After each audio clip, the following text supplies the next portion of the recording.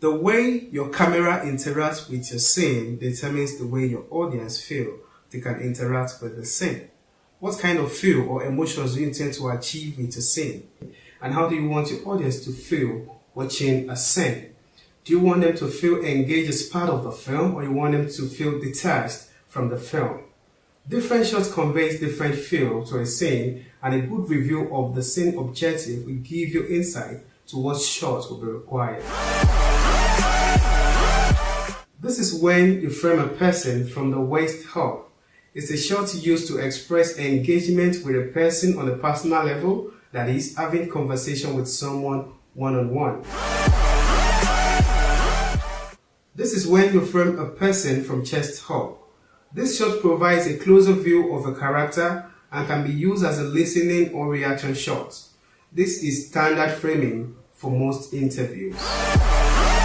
This shot is framed to capture details of expression or details of action. It is closer than medium shots. The expression and emotions of an actor are more visible and is meant to engage the character in direct and personal manner. Extreme close-up is used to magnify emotions, actions, or reactions.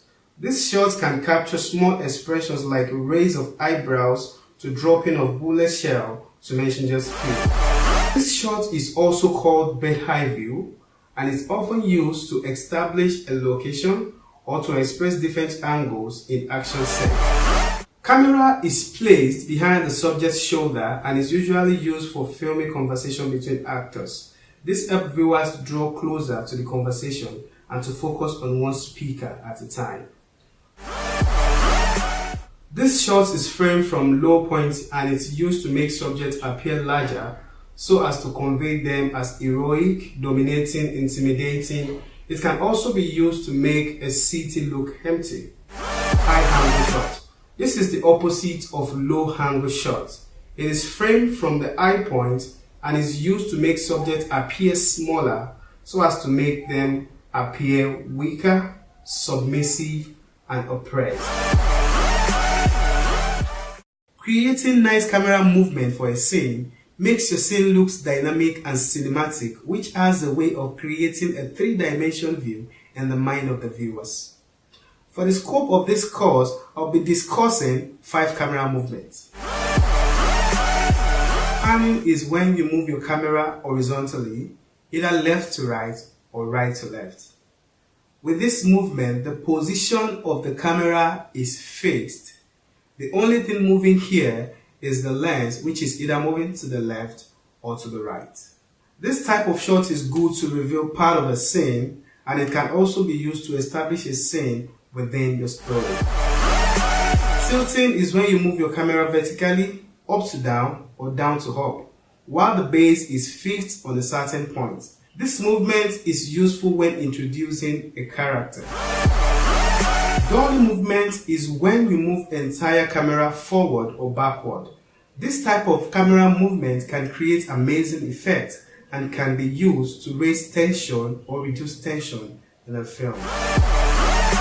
Trucking is the same as dollying, only that you are moving the camera from left to right or right to left. Zoom camera movement is one of the most widely used movements in filmmaking. With this movement, you zoom your lens in or you zoom out to get a cinematic effect. For you to create an image that communicates, you need to have a good understanding of composition. Composition is the process of arranging elements in a scene in a pleasing and easy to read manner. It guides the viewer what's important and, if well applied, gives your footage amazing results. Composition determines the success or failure of your scene or image. For the scope of this course, I'll be explaining 4 elements of composition. We have the focal elements, the structure, the balance, and simplicity.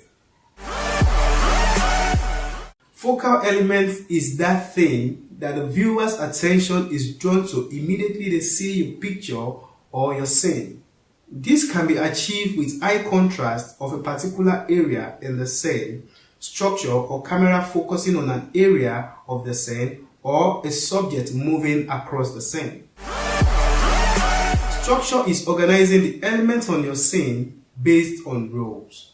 There are basic rules that guide successful arrangement of elements on scene. Rules like rules of third, golden ratio, pyramid composition, full frame, to mention just few. Later in this section, I'll be explaining the principles of rule of third. To balance a composition is to ensure that the visual width of your image or scene is balanced. The fourth element I want to talk about is simplicity. Keep your scene simple with lesser amount of elements, as well as arrange in foreground, middle ground, and background order.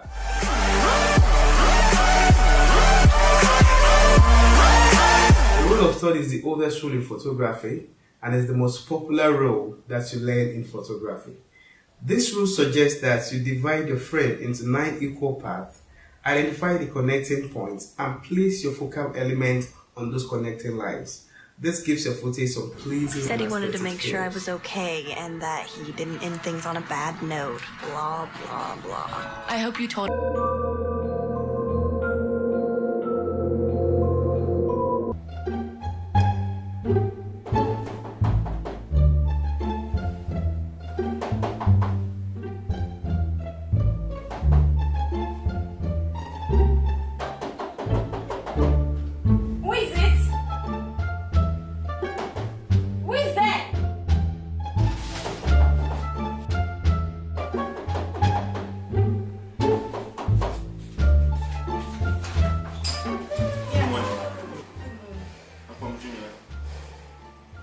I have a gift for you.